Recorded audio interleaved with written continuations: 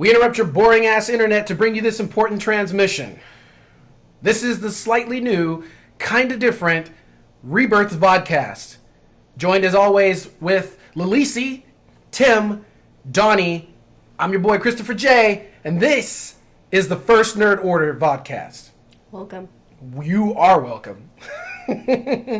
Welcome back, loyalists. As always, this is a show that spans all of geekdom, from the awesomeness of movies and technology to the maladjusted teenager that loses all of his limbs and then eventually takes over the galaxy. Who knew? I didn't see it coming. Well, actually, we did, because you see episode 4 first. So True. That's true. So I guess we did all see it coming. Yeah. Touché, son. Touché. But it's funny though, because when we talk about movies, we enjoy movies like a lot. But a lot of people don't realize that most movies originated in some form of a written text, or perhaps a short story, maybe even a comic book, aka graphic novels, or just standard novels and books. So today we're going to be talking a little bit about books to film. If you haven't read any books, get out there and read a book, people. I mean, come on now. You never know. You might be reading the book that turns into a movie and you're like, well, the book was better. Because that's the age-old argument that everybody seems to have. Is the book better? Well, is the book better? Generally, yeah. Yeah, it normally is. Yeah. It normally is. I'll agree. Okay, so unanimous decision of the book being better. I guess sometimes the book is better. I have this weird habit where I will sometimes watch a movie and then go back and read the book. Mm-hmm. But I like having visuals. I'm visually stimulated, which is probably why I like comics and graphic novels so much. You know what, though? One thing that I would think that it actually is better than the book, Chronicles of Narnia. I think Chronicles of Narnia movies are actually better than the books. Those books were kind of boring. They were. What? And Chronicles of Narnia is really cool. Come on, man. The Lion, the Witch, and the Wardrobe, and then it just... from there. Okay, well, I agree. In that respect, I agree. Because The Lion, the Witch, and Wardrobe was my favorite, but then the others just kind of were like... And sharp downturn. I think a lot of people would say that about The Lord of the Rings, to be honest, because a lot of people were saying, the whole... Because I feel like there's three the chapters... Hobbit is trying to get... The three chapters at the beginning just talking about the hills, I was even a little bored. But I do prefer the books in where we usually get more detail, where with TV shows and movies, we don't get that detail. I think the one TV show that I prefer over its book original is The Magicians. I would have to agree with her. I mean, I do love the first 3/4 of the first book. I think that whole thing... That was very specific. No. Like, if you read the books, you'll understand what we're coming from. We don't want to spoil anything, but the first 3/4 of the book, I think, were very well done. And then the last fourth was just kind of... it fell flat. Where in the show, they made sure to keep that portion of what would be the book up to our standards of the rest of the show. Yes, it's a little different.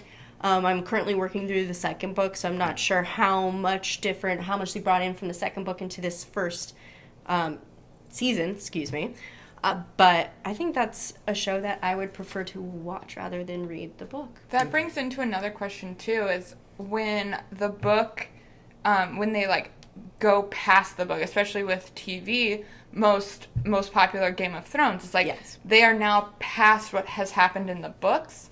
And so how much of then will the TV show then actually reflect what happens in the book? Is George R.R. Martin sitting back and be like, yes, maybe that should happen, and then he writes it into the book, and then you kind of get into a weird spot as yes, they're based on the book, but can you really compare them to the book at that point? And that's an interesting point. I'm sorry, I didn't mean to interrupt. No. But going off of what you're saying too, that's also a slippery slope, because you have situations where for this particular situation, I'll go with the manga Dragon Ball.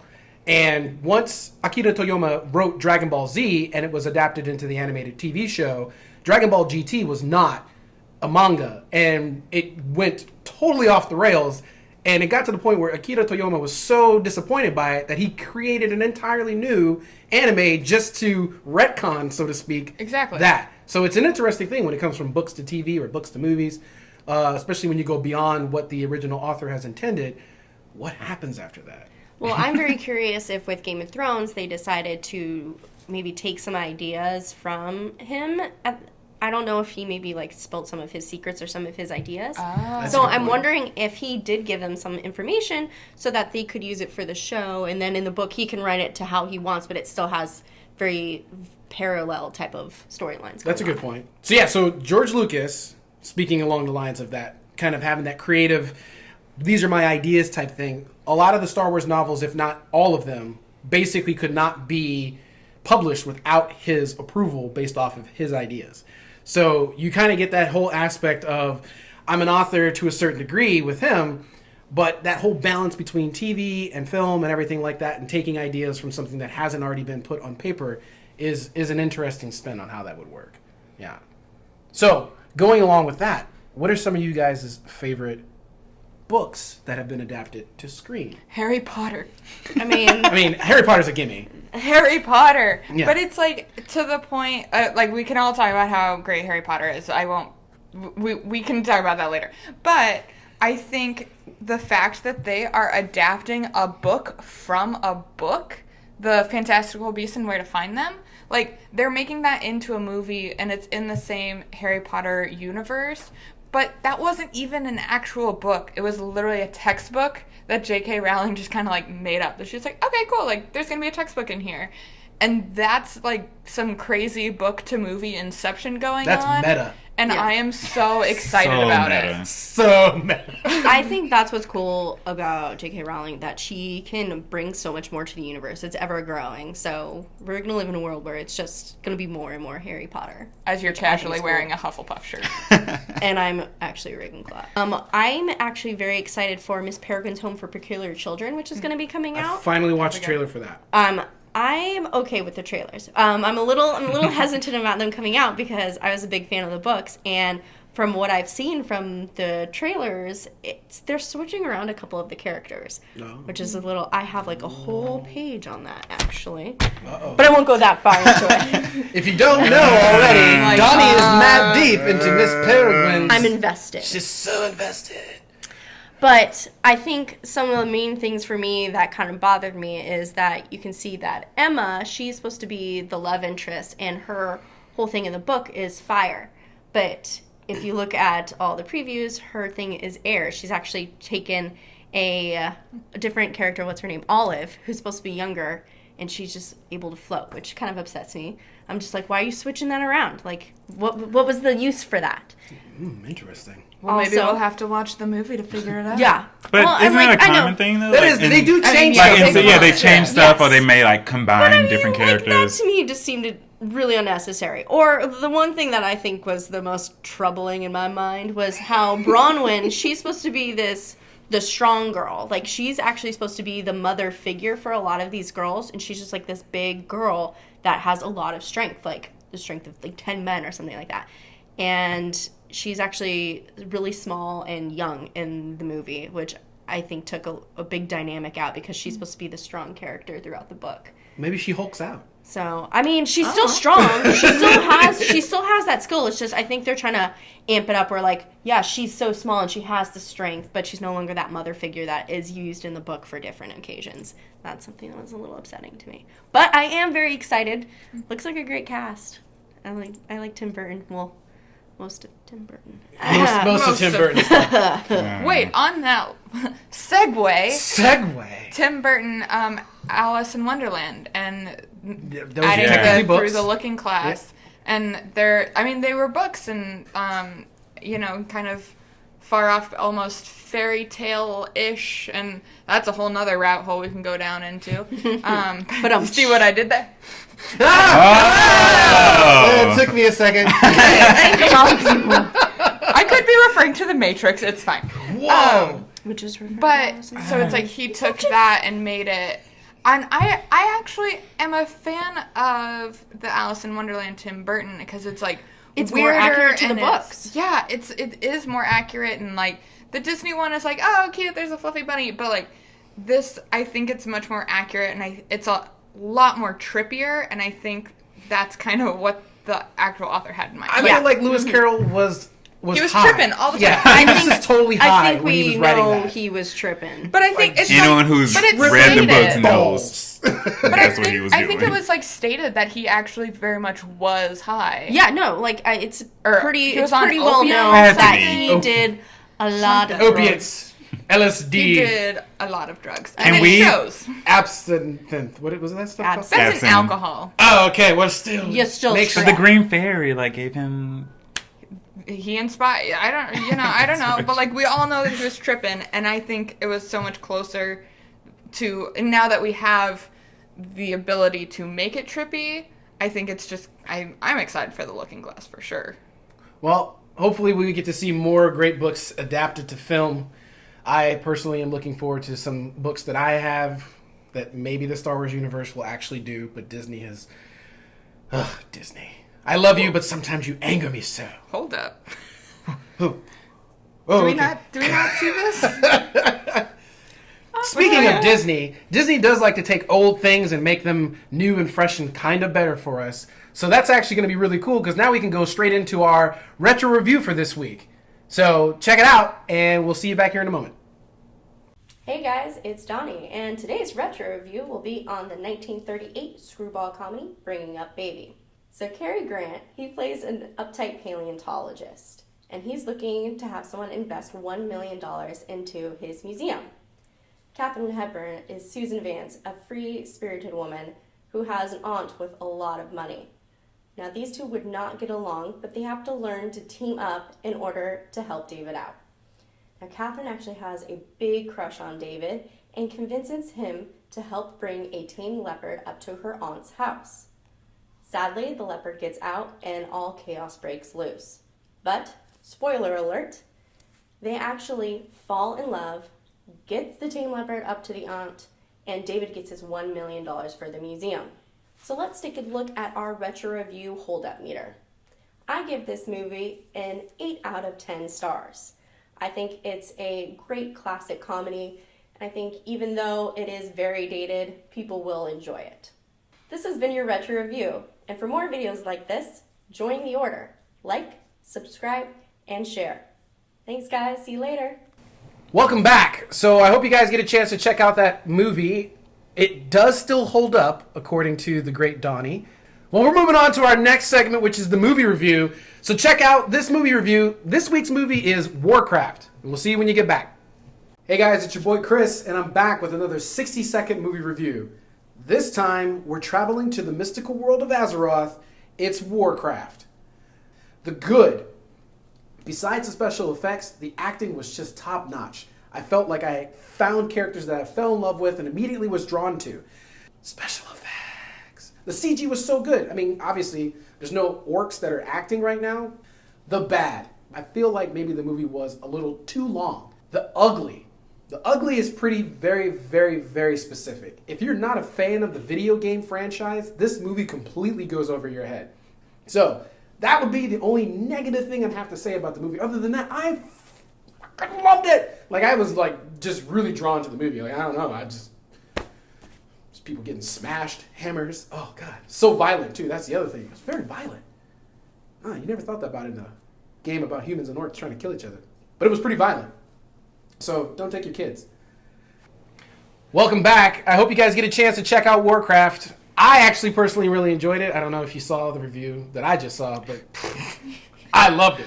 So, hey. They just fast forward it through your Totally awesome. Warcraft. Nah. I mean, I get it. It's not, if you're not a huge gamer nerd, then maybe you didn't get it. It's like Blizzard. Inception. Oh, I didn't like Inception. Probably because you didn't get it. You didn't get it. Funny thing about yeah, Inception, I mean- right after we finished, I watched it with my family. My aunt goes, "That wasn't a realistic movie. They never even went to the bathroom." And like, I'm dead serious. I was like, "What? That's a great movie." It's a valid point. Valid. And I was like, Go the movie to the- itself wasn't like real. So Anyway. They did so many practical stunts in that movie, so that's what makes that movie Yeah. really stand out for me. But speaking of practical stunts and things of that nature, we're going into our next portion, which is, I actually think, will finally seal the argument on what's better, the book or the movie. So, your hero in the book and your hero in the movie. sometimes they change, kind of going along with what you're saying before, how they make an adaptation and then may take some pieces away or add some characters, combine them into one. The book versus the movie. Which heroes do you think are better? Let's say Harry Potter, for example. I mean... Do you want to... No, go ahead. Go ahead. So many emotions. So many emotions! Think the Hufflepuff girl. No. Go ahead. She's a Ravenclaw. Slytherin. I need to go first. High five to that.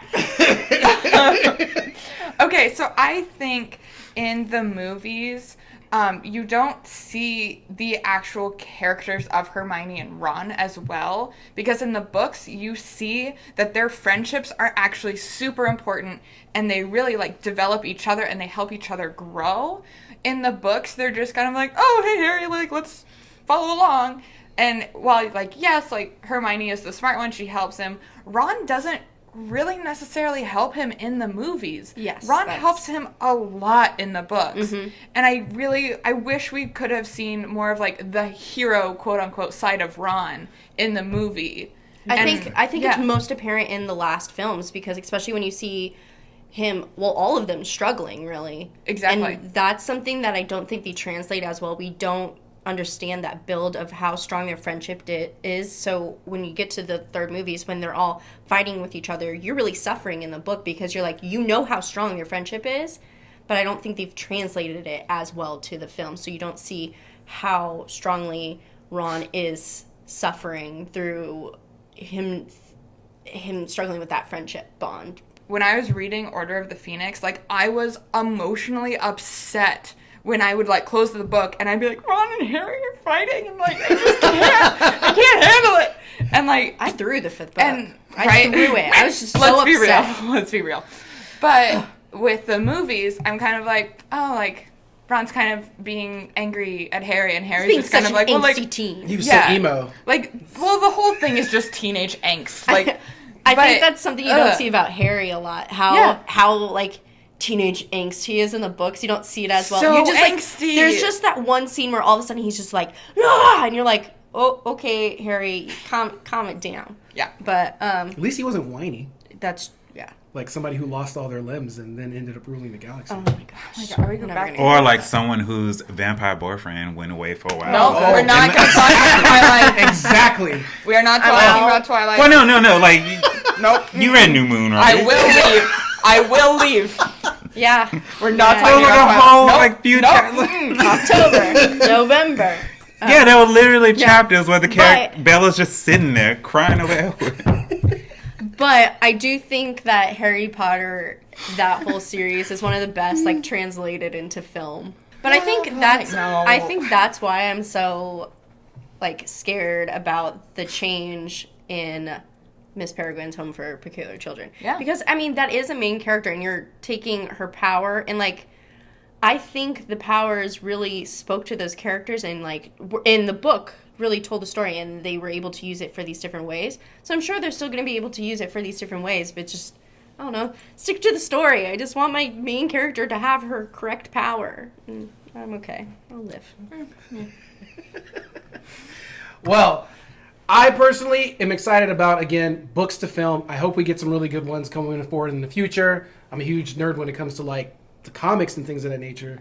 So the Marvel Cinematic Universe, in my opinion, has been doing a great job. I hope they only get that better. DC, get on board. We're waiting for you. 2 hours and 45 minutes of a frowning Kryptonian. That's all I have to say. He's so angry. And, by the way, Batman doesn't kill. Moving on. Actually, this is perfect because we're talking about comic books, and now we're going to go into Vega's Cosmic Copium Comic Celebration. I don't know. Working title. So we'll see you when you guys get back. Hello, people of Earth, and welcome to another edition of Vega's Comic Corner. Working title. I'm joining you live from Green Screen Land, where anything goes here. Moving on to the Marvel side of the universe, we are dealing with Civil War. I was not a big fan of this storyline. I felt like it was a cash grab because Captain America Civil War was coming out, and it felt like just Marvel's answer to just doing another sequel just for the sake of doing another sequel. But I was happily proven wrong because it's been awesome. The death of War Machine, them fighting Thanos, the whole Ulysses storyline, Tony Stark kind of going off the rails. has been fantastic so far. I've loved every issue. Only a couple has been out so far. I haven't read too much of the tie-ins because I want to stick to the main storyline. I feel like sometimes tie-ins just tell stories that have nothing to do with anything. They did just put the banner on it and help it. But Civil War 2, check it out. I happily been proven wrong with it. It's been fantastic so far. I'm excited to see where it goes. Bendis has never let me down except for a couple of times. Although All New X-Men has been fantastic, and he gave us Miles Morales. To me, my favorite Spider-Man. To hell with you, Peter Parker. Not really. You'll always have a special place in my heart, but Miles Morales, man, whoo-wee. That storyline was fantastic. If you haven't read it, Ultimate Comic Spider-Man, check it out. Civil War, continuing on all the way until September. A lot of battles, a lot of idealistic clashes. We'll see what happens, and tune in here to see where all the fallout, and we can talk about it in the comments below, all the way down there. Right under the subscribe button. So if you like videos like this, you want to see more, we can chit chat. Click below. I don't exist from this part down, actually. I'm just a floating torso. All right, guys. Well, check out some of those comics. Read a comic too, because comics are just as good as books. They are books technically, as far as I'm concerned. Some of the most riveting stories are in comics. And we're gonna move right on into another segment of Game Snobs. Personal favorite of mine, if I may say so myself. It'll never end. No. Mm-mm. Check it out. Welcome back. Hello. We are two upstanding gentlemen that will talk about games. We are not game snobs. I don't know who came up with that title, but that is not us. I frankly find it quite offensive. Exactly. Very. Now, today we are talking about the hullabaloo about this Overwatch. Overwatch by Blizzard Studios. Yes, the makers of Warcraft. And World of Warcraft. Now, did you get a chance to play it and enjoy it as well? I did dabble in a little bit of the Overwatch, and I must say that I found it slightly appealing, but only slightly. I will agree. I found it slightly appealing, but I will say I quite enjoyed myself. The various characters and their abilities. Mm-hmm. It was fun. I felt like each time I played, I was a completely new person. I got a chance to see how the other side lives, you would say. This is very true. The ability to step into the more common folks' shoes. Yes. I felt like it was more of a Team Fortress 2 knockoff, though. Yes. Which made me feel like, I've been there, done that. I agree with you, my friend. I agree with you. Yes, well, with that being said, I am excited for what Overwatch can bring in the future. And I've heard that they will be doing lots of downloads and adding more characters and expanding this world. Because it is, as it says on the cover of the box, the Origins version of the game. Indeed. I heard more campaigns and more storylines are also going to be coming into play, which is great, considering now it's, in my opinion, a little bit chaotic. You just jump into the world and you have fighting. Exactly. You're just fighting. You have little objectives, capture the flag per se or kill these enemies. And some of us, you want a little something more. So I am very excited to see what Overwatch will bring to the table in the future. Yes. It reminds me a lot also of Battlefront, which left me wanting so much more. Yes. Just throw me onto some barren waste planet like Sullust and make me fight people. Give me story. Give me depth. Give me vigor. Thrills. Oh, yes. Now, I will say, what would you rate Overwatch? If I were to give it a scale of 1 to 10, I would rate it a 6.5 at best. Oh, I was going to say 7. It seems we're quite close in agreement, my friend. Yes. Well, with that being said, this is another video with two upstanding gentlemen. Well, once again, another riveting episode of Game Snobs. Oh, those guys. So eloquent. I love it. So well spoken. So, okay. Never mind. Well, moving on to the contract obligation that I have.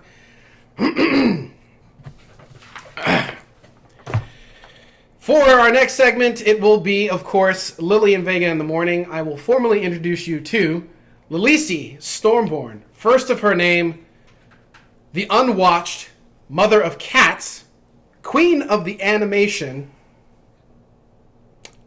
and Vega. Just Vega. We'll see you when you get back. Hey guys, I'm Lily, this is Vega, and together we are Lily and Vega in the morning. And here today we are going to talk about TV shows that have been canceled that we're still pretty upset about. To start it off, for most of the entire nerd culture, Firefly.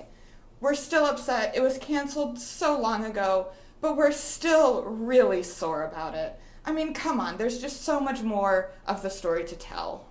And clearly there's a lot of story to tell because there's been a bunch of comic books out there about it. So Joss Whedon, come on. Let's bring it back. Prequel, sequel, whatever you want to call it, reboot, remake.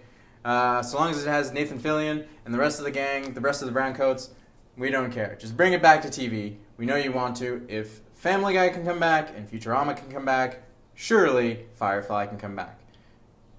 Okay, I'll forgive that Wash died at the end, but... Oh. Spoiler alert. Sorry. If you haven't seen it, what are you doing? Get out here and watch it. Go on. On to our other regretful show that has been pulled off the air, Bored to Death.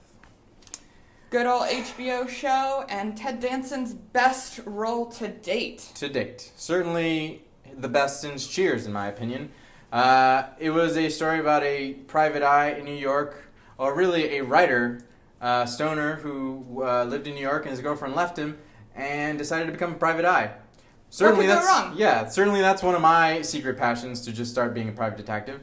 And it was on for 3 seasons. It starred Zach Galifianakis, Jason Schwartzman, and Ted Danson. One of the funniest comedies that you can see on HBO outside of Silicon Valley and John Oliver. Different episode. Okay, different sorry. episode. Yeah, we'll come back. But definitely check it out. Another show that we are quite sad about was Pushing Daisies. Yes. It only lasted 2 seasons, but it had everything that you could ever want in a show. It had quirky, it had mystery, it had dead people, it had dead people bringing back to life, but like not like the Walking Dead thing, like that's weird, but they were lovely, and you also had a beautiful love story. With Lee Pace. Gave the world Lee Pace. Final show is Gallivant. If you haven't watched it, it's filled with lovely musical numbers, hilarious comments, and it's all in medieval times. The best. What more can you ask for? I loved it. I know that at the time Crazy Ex-Girlfriend kind of came out, but I think the Emmy should have really gone to Gallivant. Their songs were a little bit more... how would you say? What would you say? But I feel like the songs were a little bit more hilarious, for lack of a better word. I would have said campy. We're campy. We can go with both. Hilariously campy. There you go. Medium. I think all the leads in that show were absolutely brilliant. They broke the fourth wall as much as they could. And what more can you ask for a show that has songs about medieval times and makes fun of them? If you liked Robin Hood Men in Tights, then you'll love Gallivant. Canceled before its time. Yes, and hopefully we'll see a new season, but we can only hope, as we can only hope for all of the rest that we are still upset about. And we just want all of these shows to come back. All of them. At least one more season to wrap up. If the X-Files can come back, why not any of these shows? Even though there was really only one good episode in that X-Files reboot. Chris Carter, stay away from the X-Files. And also, if you guys come back, please don't come back like Scrubs. Seriously. Oh, yeah, that was... Seriously. Yikes. Dave Franco, we love you, but yeah... If you like this video and want to see more, click subscribe to one of these buttons. I think it's down here. We'll put it in later. We'll see. In post. Magic of post-production. And we'll see you next time. This is... Lily and Vega in the morning. Coming to you live from the moon. Well, welcome back. Let's go ahead and move straight into our trivia question. Now, this trivia question comes from the world of Harry Potter. I really hope we can get this quickly, because we got stuff to do. So, the question is, who are the 4 founders of the different houses of Hogwarts? Are you kidding me? I don't make the questions. Do we want to go one at a time? Do we want to say it all together in unison? Do we want just like one of us to say it? I honestly So we don't got know too Godric much. Gryffindor. Salazar Slytherin, Rowena Ravenclaw, and Helga Hufflepuff. Look at that! Boom. We're See, pros. you can't stop us, guys. I mean, I know you keep trying. Boom. You stopped Tim, but you didn't stop the three of us. I technically didn't answer because I figured they could do it. But yes, Yeah. those are the Didn't correct have to answers. Save us. I didn't have to save us this time. No lifeline that. needed. We're good. So thanks again for trying, but you failed. So keep trying to stump the new. I was going to call this the New World Order. Holy cow, that was going to Whoa. ruin everything. Awkward. I apologize, New World Order. Didn't mean to take your title. So once again, guys, that's been our show. Thank you very much for watching. As always, like, subscribe, and share. Become a loyalist and join the First Nerd Order. We'll see you guys again in, I don't know, 2 weeks, 3 weeks, whatever we feel like it. Yeah. Just subscribe and then you don't have to worry about it. YouTube will let you know when we made a new video. Deuces. Bye.